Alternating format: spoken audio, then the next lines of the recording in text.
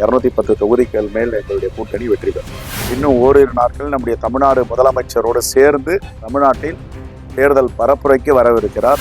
அன்பு சகோதரி பிரியங்கா காந்தி அவர்களும் தமிழ்நாட்டில் தேர்தல் பரப்புரை மேற்கொள்ள இருக்கிறார். தமிழ்நாட்டில் அவர்களுக்கு இடமில்லை. அவர்களோடு சேர்ந்து அதிமுக முகமூடி அணிந்து வந்திருக்கும் பாஜக எந்த காலத்திலும் தமிழ்நாட்டில் காலோடு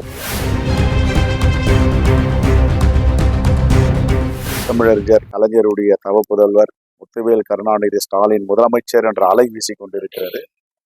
210 தொகுதிகள் மேல் எங்களுடைய கூட்டணி வெற்றி பெறும்.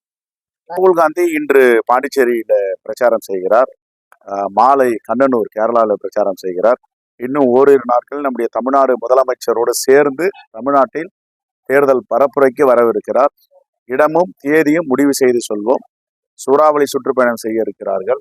அன்பு சகோதரி பிரியங்கா காந்தி அவர்களும் தமிழ்நாட்டில் தேர்தல் பரப்புரை மேற்கொள்ள இருக்கிறார்.